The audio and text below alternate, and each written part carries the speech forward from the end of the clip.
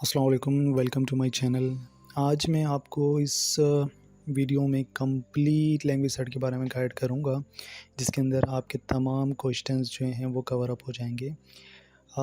इस वीडियो के अंदर हम बेसिकली बात करेंगे कि एक जो लैंग्वेज सेट इसोल B2 कम्युनिकेटर है, इसके अंदर एग्ज़ाम का फॉर्मेट क्या होता है, पासिंग मार्क्स क्या हैं, ग्रेड की बाउंड्रीज़ क्या हैं, लाइक हाई पास, पास, फेल, कितने नंबरों पर ये मुश्तमिल होता है।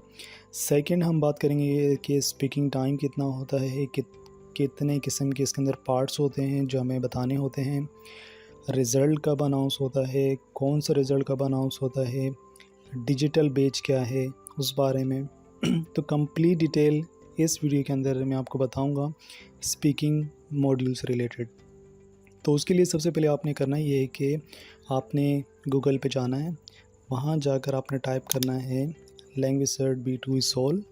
वो करने के बाद आपने स्क्रॉल डाउन करना है, देन आपके पास एक लिंक आ रहा होगा international ESOL B2 level English exam. आपने इसको ओपन करना है। ओपन करने के बाद क्योंकि इसके ऊपर मैं वीडियोस बाद में बनाऊंगा कि किस तरीके से आपने ऑनलाइन जाके रजिस्ट्रेशन करवानी है। तो आपने नीचे आना है स्पोकन के अंदर, जहां पर हमने एग्ज़ाम्स के बारे में बात करनी है।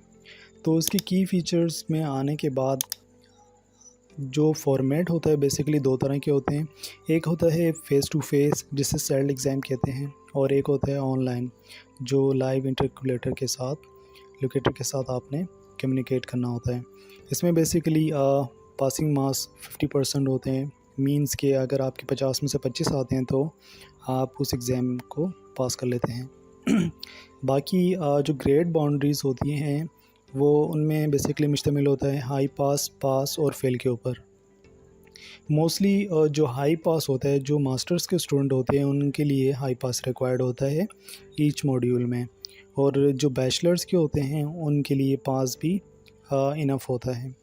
तो जो हाई पास होता है, अगर आप 50 में से 38 मार्क्स ले आते हैं तो वो हाई पास में कंसिडर होता है। सेम एज़ अगर आपके 50 में से 25 आते हैं तो वो पास में कंसिडर होता है। लेकिन जैसे ही आपके 25 से नीचे होंगे तो वो फेल में कंसिडर हो जाएगा उसके बाद हम बात करते हैं एग्ज़ाम के फॉर्मेट के बारे में। बेसिकली जो स्पीकिंग का जो एग्ज़ाम होता है वो 30 मिनट्स का होता है। आया फ़ेस टू फेस, लाइक जैसे सेल्ड पेपर होता है, आर्ट्स का होता है, तो आप जाके एग्ज़ामिनर से फ़ेस टू फेस उन्हीं की इंस्टीट्यूट में जाकर आप जो है वो एग्ज़ाम लोकेशन जहाँ होती है आपकी, वहाँ पर जाके आप फ़ेस टू फेस एग्ज़ाम देते हैं। सेकंड आपके पास होता है ऑनलाइन, जो आप अपने घर से अपने लैपटॉप या कंप्यूटर की मदद से इंटरलोकेटर के साथ आप कम्युनिकेट करते हैं। तो ये जो टेस्ट होते हैं वो 13 मिनट्स का होता है। इसके अंदर 4 पार्ट्स होते हैं। आपको 4 पार्ट्स दिए जाएंगे, आपने 1 बाय 1 उसके अकॉर्डिंग बात करनी है और ये आपके पास टोटल टाइम 13 मिनट होगा। पार्ट 1 में ये होगा कि सबसे पहले आपको अपना पासपोर्ट दिखाना होगा। पासपोर्ट दिखाने के बाद जो पहला क्वेश्चन वो आपसे करेंगे वो आपके नेम के अकॉर्डिंग होगा कि वो आपका नाम पूछेंगे। नाम पूछने के बाद वो आपके नाम की स्पेलिंग पूछेंगे। मोस्टली वो आपके सरनेम की स्पेलिंग पूछेंगे। जैसे अगर कोई अहमद ख़ान है तो वो ख़ान की स्पेलिंग आपसे पूछेंगे तो जो वो अगर आपके नाम की स्पेलिंग कहते हैं तो आपने नाम की स्पेलिंग बताना है। अगर वो आपके सरनेम की स्पेलिंग कहते हैं तो फिर आपने सरनेम की स्पेलिंग बतानी है। सेकंड वो पूछेंगे कि आप किस कंट्री से हैं, वो आपने बताना है। उसके बाद 5 क्वेश्चन होते हैं, रैंडम क्वेश्चंस होते हैं। उसमें वो आपसे लाइक बिल्कुल सिंपल क्वेश्चंस पूछेंगे, क्योंकि ये जो पार्ट 1 होते हैं एक तरह का आपको वार्म अप कर रहे होते हैं। तो सिंपल क्वेश्चन पूछेंगे कि आप जो है वो अपार्टमेंट में रहते हैं या फिर हाउस में रहते हैं, या जो है वो आप अपने इर्द गिर्द अपनी फैसिलिटीज़ का बताएं या फिर जो आपका फेवरेट कलर कौन सा है, आप कुकिंग पसंद करते हैं नहीं करते। तो इस तरह के जो सिंपल होते हैं, जो आपको पसंदीदा होते हैं, लाइक डिसलाइक वाले होते हैं, वो क्वेश्चंस आपसे इनमें पूछे जाते हैं। सेकंड उसके बाद जो है पार्ट 2 आता है। पार्ट 2 के अंदर ये क्वेश्चन होता है जिसके अंदर आपको सिचुएशन दी जाती है। फॉर एग्ज़ाम्पल कि आप किसी जगह जाते हैं और आप वहाँ नए हैं तो आप अपने पड़ोसी से जैसे कम्युनिकेट करते हैं तो पूछते हैं कि आप मुझे बताएं कि जो यहाँ पर टाउन है इसकी फैसिलिटीज़ के बारे में बताएं, क्योंकि आप यहाँ पे नए हैं तो आपको नहीं मालूम। तो देन क्या होता है कि फिर आपको वो जो सामने वाले हैं वो बताते हैं। तो इसी तरह जब आपसे वो पूछेंगे तो आपने बताना होगा कि टाउन में क्या क्या फैसिलिटीज़ अवेलेबल हैं। तो आपने बताना है लाइक यहाँ पे पार्क है, यूनिवर्सिटीज़, कॉलेजेस और जिम वगैरह और बहुत से स्पोर्ट्स एक्टिविटीज़ वगैरह मौजूद हैं। वो सारी जितने भी क्वेश्चंस हैं उनके आंसर और सब कुछ हम नेक्स्ट वीडियो में डिटेल में बात करेंगे, एक पार्ट वाइज, जिसमें कंप्लीट आपको उसके अकॉर्डिंग बताया जाएगा। देन उसके बाद आता है पार्ट 3। पार्ट 3 के अंदर बेसिकली आपको एक प्लान दिया जाता है जिसके ऊपर आपने और उसके अंदर बुलेट पॉइंट्स होते हैं। आपको वन बाय वन वो बुलेट पॉइंट्स को यूज़ करते हुए उस प्लान को डिस्क्राइब करना है। तो वो बेसिकली कुछ क्वेश्चंस हैं जो हम आपसे इस नेक्स्ट वीडियो में हम आपको बताएंगे कि मोस्ट इम्पॉर्टेंट कौन से होते हैं जो मोस्टली रिपीट होते हैं। तो उसमें होता है कि जैसे मिसाल के तौर पे कोई नया कोर्स आप लॉन्च करने जा रहे हैं तो आपने एक प्लान बनाना है कि उसमें क्लास की कैपेसिटी क्या हो, नंबर ऑफ़ स्टूडेंट्स कितने हों, लाइक और दूसरा क्या आया वहाँ पे कौन कौन सी सर्विसेज अवेलेबल होंगी, कौन सी नहीं होंगी। सो इस तरह के बुलेट पॉइंट्स आपको दिए जाएंगे और आपने कम्युनिकेट करना है उन बुलेट पॉइंट्स के अकॉर्डिंग अपने इंटरलोकेटर, मतलब कि जो एग्ज़ामिनर होता है उसके साथ कम्युनिकेट करना है वन बाय वन। जिस तरह हम नॉर्मल लाइफ में बात करते हैं कि कोई प्रोग्राम करना चाहते हैं तो हम बोलते हैं कि ये होना चाहिए, तो हमारे सामने वाले जो भी आपके साथ होते हैं पार्टनर वो कहते हैं नहीं, अगर ये हम करें तो काफ़ी बेहतर होगा। फॉर एग्ज़ाम्पल अगर हम कहते हैं कि क्लास साइज़ में स्टूडेंट 13 होने चाहिए तो आप ना करके कह सकते हैं कि 15 होने चाहिए। या कोई डे चूज़ करते हैं तो आप जैसे कहते हैं कि ये बेहतर होगा कि हम जो है वो लैंग्वेज की क्लासेस रखें सैटरडे संडे को। तो जो सामने जो आपके पार्टनर होते हैं वो ये कह सकते हैं कि नहीं, सैटरडे संडे तो ऑफ होता है। तो इस तरीके से जो भी है आपने वन बाय वन बताना है। ये कंप्लीट जो भी है हम आपको नेक्स्ट वीडियो में बताएंगे। देन आता है पार्ट 4। पार्ट 4 में बेसिकली आपको एक तरह का क्यू कार्ड दिया जाता है।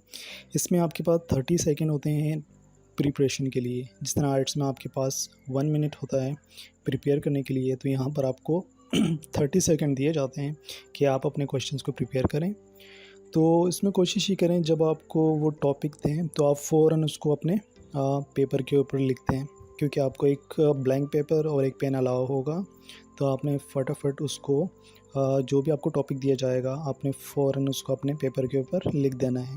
उसकी रीज़न ये है कि जब आप जब 2 मिनट, क्योंकि आपके पास टाइम 2 मिनट का होता है, आपने 2 मिनट तक